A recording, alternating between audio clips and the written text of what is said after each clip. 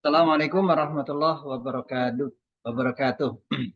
Waalaikumsalam warahmatullahi wabarakatuh. Alhamdulillah, salatu wassalamu ala rasulillah wa ala alihi wa ashabihi wa man walah wa la hawla wa la quwata illa billah.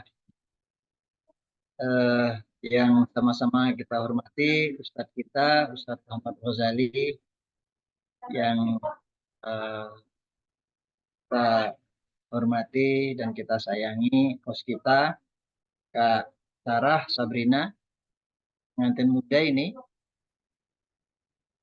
eh, bahwa hari ini alhamdulillah sebuah karunia yang diberikan oleh Allah Subhanahu wa taala kepada kita untuk apa eh, mengikuti ya kajian persiapan nikah atau kelas sekolah pranikah. Biasanya saya menyebutnya SPN di Ramadan dalam suasana aman, nyaman, enak alhamdulillah. Sementara di sana di Palestina, di Gaza, saudara-saudara kita sudah 162 hari dalam kondisi perang, kurang makanan, musim dingin, dan berbagai masalah kesulitan lainnya, maka sejenak kita membersamai mereka dalam pikiran kita, dalam hati kita, dalam perasaan kita. Eh, Semoga Allah Subhanahu wa taala karuniakan keberkahan kepada kita karena kita peduli dengan bangsa pejuang yang berusaha untuk memerdekakan negaranya dari penjajahan sejak tahun 1947 hingga saat ini dan tidak tahu kapan akan berakhir. Kita sebagai keturunan para pejuang, nenek moyang kita adalah para pejuang, 350 tahun mereka berjuang, masih mengalir dalam diri kita darah-darah perjuangan itu, semangat itu, maka kita berikan empati dan simpati kita serta doa. Untuk itu, mari kita sama-sama doakan mereka dengan sama-sama. Al-Fatihah. A'udzubillahi minasyaitonirrajim. Bismillahirrahmanirrahim. Alhamdulillahirabbil alamin. Ar-Rahmanir-Rahim. Maliki yaumiddin. Iyyaka na'budu wa iyyaka nasta'in. Ihdinash-shiratal mustaqim. Shiratal ladzina an'amta 'alaihim ghairil maghdubi 'alaihim waladdallin. Amin.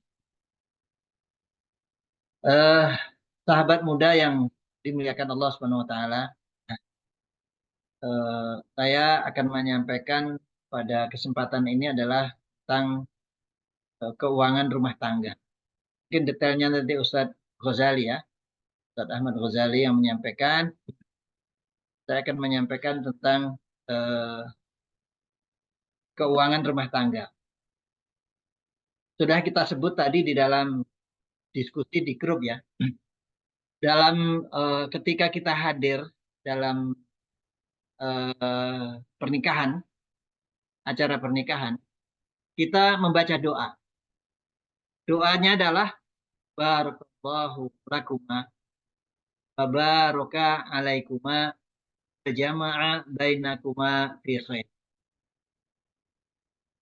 Barakallahu lakuma, semoga Allah Subhanahu wa taala memberikan keberkahan kepadamu, wa baraka alaikuma, dan memberikan keberkahan atas kamu berdua, wa jama'a bainakuma fi khair, dan semoga Allah mengumpulkan kalian berdua dalam kebaikan.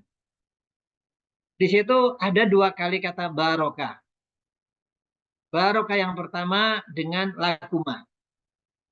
Barokah yang kedua adalah alaikuma.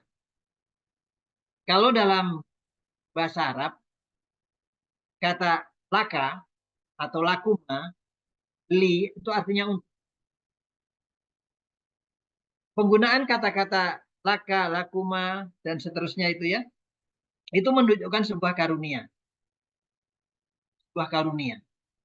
Sehingga arti daripada doa itu apa? Barakallahu lakuma.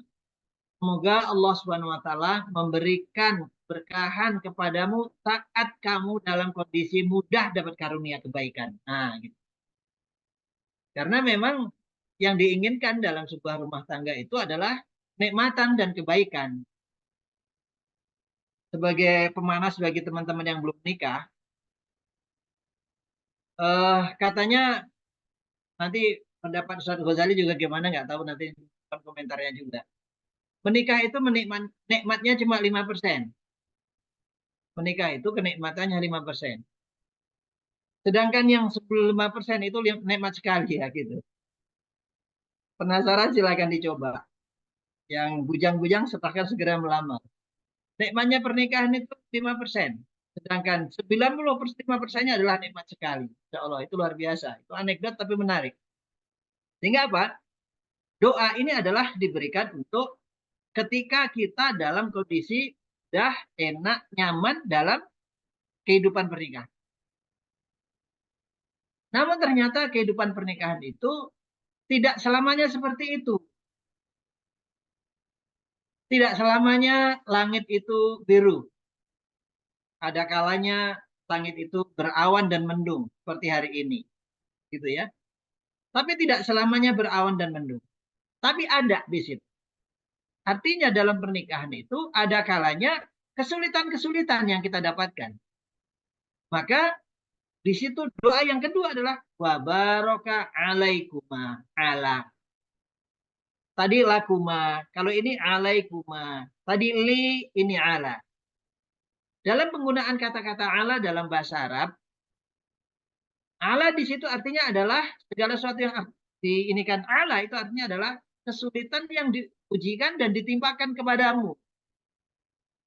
Hingga maksud daripada wa baraka alaikuma adalah semoga kamu tetap diberikan berkah walaupun kamu dalam keadaan sulit dalam rumah tanggamu. Nah, seperti itu. Wa jama'a bainakuma fi khair, dan semoga Allah mengumpulkan kamu berdua dalam keadaan kebaikan. Hingga makna daripada doa tadi adalah semoga kamu tetap diberikan keberkahan kepada Allah oleh Allah Subhanahu wa taala. Saat kamu dalam mudah dengan lakuma tadi, ataupun kamu dalam keadaan kesulitan di dalam rumah tangga kamu, tetap mendapatkan berkah. Karena apa? Karena ketika kita dalam kondisi sulit, sudah susah, sulit, nggak berkah lagi. Itu musibah berkali-kali. Nah, itulah dalam doa yang kita ungkapkan, kita diskusikan di grup tadi. Semoga jawab. Nah, termasuk yang menjadi perhatian kita adalah ketika seorang suami dan istri sudah mendapatkan pasangan begitu ya, adalah ketika mereka harus mengelola kondisi keuangan rumah tangganya. Gak usah takut dengan rezeki, karena rezeki adalah karunia dari Allah Subhanahu wa taala yang diberikan kepada manusia dengan berbagai macam jalan rezeki. Salah satu jalan rezeki adalah menikah. Apalagi Rasulullah Shallallahu Alaihi Wasallam menjamin rezeki orang yang menikah itu apabila tujuannya menikah adalah untuk menjaga kehormatan dirinya.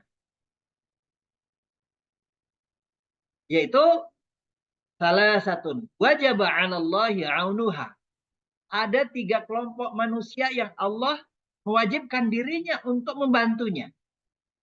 Salah satunya adalah an-nakih alladzi yuridu al-'afaf. Orang yang ingin menikah dan ingin menjaga kehormatan dirinya, jangan terjerumus dalam dosa, apalagi dosa besar, naudzubillah, maka Allah mudahkan rezekinya.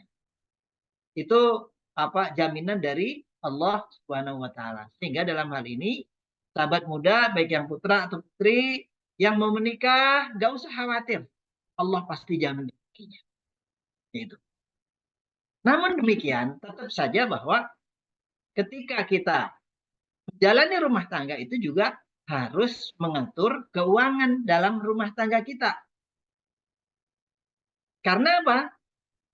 Rezeki itu adalah amanah. Amanah ini harus kita jaga. Kalau seandainya kita tidak menjaga amanah, maka al-amanah. Kita menyia-nyiakan amanah Allah. Ketika kita menyia-nyiakan amanah Allah, maka Allah nanti akan marah. Kalau sudah marah, maka rahmat akan dicabut. Ketika rahmat dicabut, maka keberkahan akan dicabut. Ketika keberkahan akan dicabut, maka cinta akan bermasalah dalam rumah tangga itu nanti. Sehingga ketika rahmat dicabut, keberkahan diambil dalam sebuah rumah tangga, bukan seorang pengantin, seorang suami dan seorang istri dalam rumah itu, maka yang ada itu adalah setan laki dan setan perempuan. Itulah makanya di sini mengatur keuangan rumah tangga itu penting. Namun demikian, dalam memahami masalah keuangan ini, kita harus memahaminya secara utuh, tidak boleh sepotong-sepotong. Sahabat muda yang dimuliakan Allah Subhanahu wa taala. Sedikit gambarannya, yang ini sebagai masalah keuangan ataupun kekayaan dalam rumah tangga. Dalam agama Islam itu tidak mengenal harta gonogini. Harta gonogini. Yang ada tentang harta gonogini itu adalah dalam kompilasi hukum Islam di Indonesia.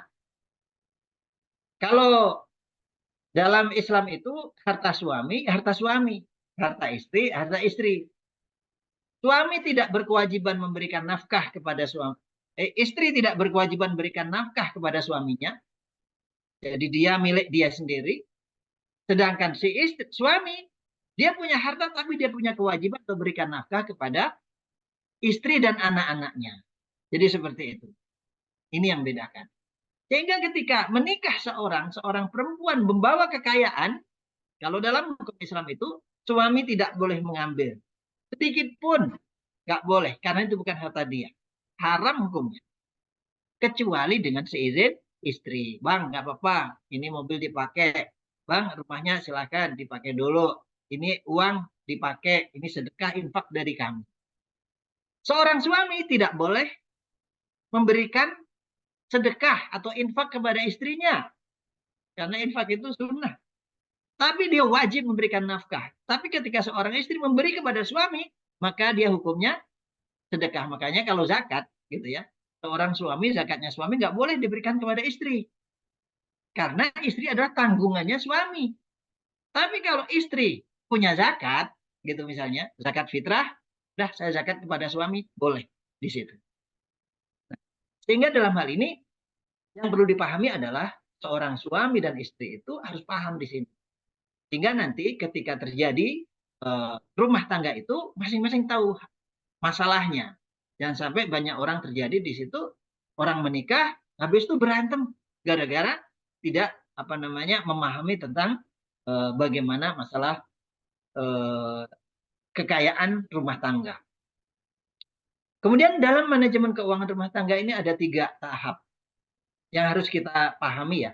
Dan ini secara umum sebenarnya. Yang pertama adalah pencarian. Yang kedua adalah penyimpanan dan pengembangan. Kemudian yang ketiga adalah pembelanjaan. Sehingga di sini masalah pencarian dalam keuangan rumah tangga yang wajib mencari nafkah itu adalah suami. Istri tidak berkewajiban mencari nafkah. Istri dalam kemampuan masalah kemampuan materi adalah bagaimana seorang istri qanaah menerima apa yang diberikan oleh suami. Seorang suami harus semangat mencari nafkah. Jangan kebalik. Suaminya semangat, istrinya semangat mencari nafkah gitu ya. Si suaminya qanaah gak nyari nafkah. Jangan kebalik. Jadi seperti itu. Ini pencarian. Ini kewajiban suami. Kalau si istri bekerja, maka ini harus dengan seizin suami. Dan seorang istri tidak punya kewajiban untuk mencari nafkah untuk suaminya tadi gitu ya. Saya membantu nyari nafkah, tidak berkewajiban. Kalau seandainya sang istri ingin membantu tapi kondisi rumah tangga semakin berantakan, maka dosa di situ. Ini dalam masalah pencarian. Jadi kewajiban mencari nafkah itu adalah kewajiban suami, bukan kewajiban istri. Jadi seperti itu. Nah, kemudian berikutnya setelah mencari, maka harta itu disimpan dan dikembangkan. Jadi apa namanya, ketika harta itu dalam rumah tangga itu, ya, eh, apa namanya, bukan hanya disimpan, tapi juga dikembangkan, gitu. Apalagi kalau misalnya harta itu melebihi kebutuhan, dikembangkan di situ. Nah, cuma selama ini yang kita diajarin di waktu kecil, yang kita kebawa sampai besar ini adalah apa? Menabung. Nah, belum diajarin apa namanya, bagaimana cara mencari seperti itu. Dan ini anak-anak zaman sekarang yang diketahui kalau ingin nyari duit itu mah di ATM, di ATM. Jadi bapaknya ngajak, ya ngambil duit pergi ke ATM. Sampai terpikir si anak itu bahwa duit orang tuanya tuh banyak gitu ya. Nggak punya duit, udah pergi ke ATM ngambil aja gitu. Tidak pernah tahu kapan bapaknya seharusnya dia menyimpan duit di ATM yang nanti bisa diambil gitu. Ini juga perlu dipahamkan dalam pendidikan anak itu nanti. Penyimpanan dan pengembangan, dikembangkan begitu ya. Nah, bukan hanya sekedar untuk dikonsumsi. Kemudian yang terakhir adalah pembelanjaan. Jadi ketika kita dalam setelah mendapatkan materi, setelah mendapatkan uang, mendapatkan gaji, mendapatkan kekayaan, maka itu nanti akan dibelanjakan. Kemudian berikutnya di dalam saya sedikit nanti silakan nanti disempurnakan oleh Ustaz Rozali ya. Dalam masalah pembelanjaan. Nah, dalam masalah pembelanjaan di sini itu ada apa namanya, materi atau uang atau harta yang kita hasil daripada kita dapatkan setelah kerja seorang suami itu ada 3 jenis pembelanjaan. Yang pertama adalah belanja karena kewajiban. Yang kedua, membelanjakan uang karena kebutuhan. Dan yang ketiga adalah pembelanjaan karena keinginan. Dalam keuangan manajemen rumah tangga itu, dan sebenarnya secara umum ya, bukan hanya di rumah tangga saja, itu harus berurutan dulu seperti ini. Kewajiban dulu, baru kebutuhan, kemudian baru keinginan. Apa itu kewajiban? Kewajiban di sini membelanjakan harta kekayaan karena kewajiban itu adalah mengeluarkan uang yang kita miliki untuk memenuhi kewajiban-kewajiban yang harus dipenuhi. Gitu. Nah, sedangkan kebutuhan adalah membelanjakan uang karena untuk memenuhi hal-hal yang kita butuhkan. Dan yang terakhir adalah seorang itu membelanjakan uangnya karena keinginan. Ingin ini, ingin itu, dan seterusnya. Dan dalam mengatur masalah pembelanjaan keuangan ini harus berurutan ini. Kewajiban dulu, kemudian kebutuhan, baru yang ketiga adalah keinginan. Nggak boleh dibalik. Apa yang membedakan antara kewajiban, kebutuhan, dan keinginan ini? Kalau membelanjakan uang karena kewajiban, artinya ketika kita tidak membelanjakan untuk yang kewajiban itu tadi, maka akan ada risiko yang kita tanggung. Dan sifat daripada pembelanjaan kewajiban itu sudah fix. Contoh daripada pembelanjaan karena kewajiban ini apa? Bayar listrik. Bayar listrik tiap bulan itu adalah kewajiban.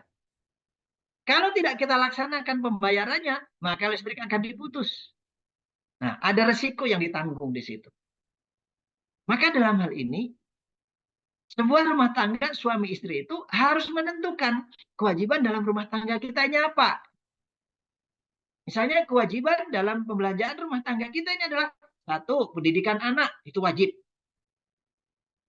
Karena kalau nggak kita lakukan, maka nanti resikonya anak bodoh. Kan gitu.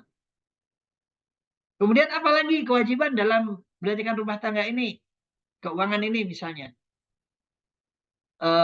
untuk kesehatan, contoh. Sehingga harus rutin bayar jaminan daripada kesehatan itu tadi. Kalau enggak, nanti suatu saat maka akan ada risiko yang kita ambil ketika terjadi yang tidak kita inginkan itu tadi. Itu yang pertama. Kemudian yang kedua adalah kebutuhan. Yaitu hal-hal yang kita butuhkan. Sandang, pangan, papan. Gitu ya. Beda di sana antara kebutuhan dengan kewajiban. Kalau kewajiban itu sudah fix, kalau tidak laksanakan, maka kita akan mendapatkan resiko. Tapi kalau kebutuhan ini kita bisa atur. Nah, itu bedakan.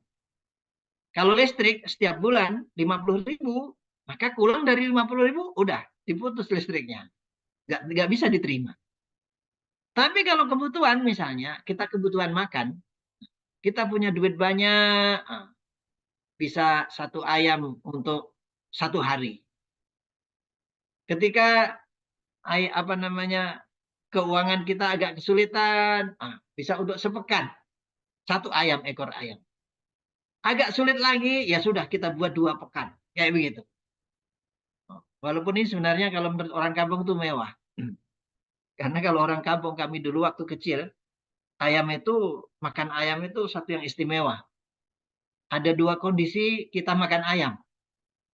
Yaitu ketika kita sakit, disembelihkan ayam. Nak, kamu sakit ya, katanya. Disembelihin ayam. Masya Allah. Orang sakit disembelihin ayam. Nggak mau lah, nggak menarik juga. Yang beruntung itu apa? Yang sehat. Kamu disembelihin ayam ya? Ya aja. Yang sakit nggak makan juga, yang sehat yang makan. Jadi makan ayam ketika sakit. Insya Allah. Atau yang kedua, nyembelih ayam ketika ayamnya sakit. Karena ayam sakit, ya terpaksa disembelih, alhamdulillah makan ayam. Jadi begitu. Beda dengan sekarang ini. Jadi kebutuhan itu contoh itu ya. Kebutuhan. Jadi dia bisa diatur. Bisa sekali makan 5.000 gitu ya. Pakai nasi, pakai sop, pakai pakai sop, kemudian pakai gulai gitu ya. Pakai tapi semuanya kuah. Nah, itu jadi 5.000 gitu. Semur gitu ya, kuah semuanya. Masya Allah. Udah 5.000 gitu ya. Tapi suatu saat ketika kita punya uang, bisa sekali makan 20.000. Contoh itu. Ini bisa kita atur. Yang terakhir ini adalah keinginan. Karena kita ingin sesuatu. Nah, banyaknya masalah problem rumah tangga dalam masalah keuangan adalah ketika rumah tangga itu membelanjakan uang karena keinginan. Semua orang pengen ingin itu, dan seterusnya. Sehingga apa yang terjadi? Keuangan rumah tangganya menjadi berantakan. Sehingga begitulah cara mengatur kondisi rumah tangga itu tadi.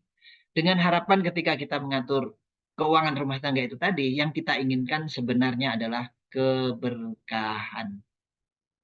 Kita tidak melakukan kezaliman terhadap harta yang diberikan oleh Allah, sehingga kita membagi pengeluaran tadi menjadi kewajiban, menjadi kebutuhan, menjadi keinginan. Kemudian juga tidak ada orang yang kita zalimi. Misalnya ada seorang melaksanakan misalnya HP-nya bagus, gadgetnya bagus, tapi anaknya nggak sekolah. Nah, contoh itu. Berarti di sini menzalimi anak. Begitu. Begitu seterusnya. Sehingga dalam hal ini, salah satu pentingnya manajemen keuangan ini adalah kita meletakkan sesuatu pada tempatnya, sehingga ketika meletakkan sesuatu pada tempatnya itu, maka keberkahan akan turun di rumah tangga kita. Dan ketika di rumah tangga itu turun berkeberkahan dari Allah Subhanahu wa taala, maka semuanya nikmat. Yang saya bilang tadi ya, nikah itu enaknya 5% dan 95%-nya adalah nikmat sekali, Masya Allah. Mungkin itu sebagai pengawal diskusi kita, mengawali diskusi kita akan lebih jelasnya lagi, detailnya lagi akan disampaikan oleh Ustadz kita, Ustadz Ahmad Ghazali, yang dalam hal ini memang beliau pakarnya di sini. Semoga apa namanya ilmu yang kita dapatkan eh, menambah kualitas amaliyah kita. Amin ya rabbal alamin. Assalamualaikum warahmatullahi wabarakatuh.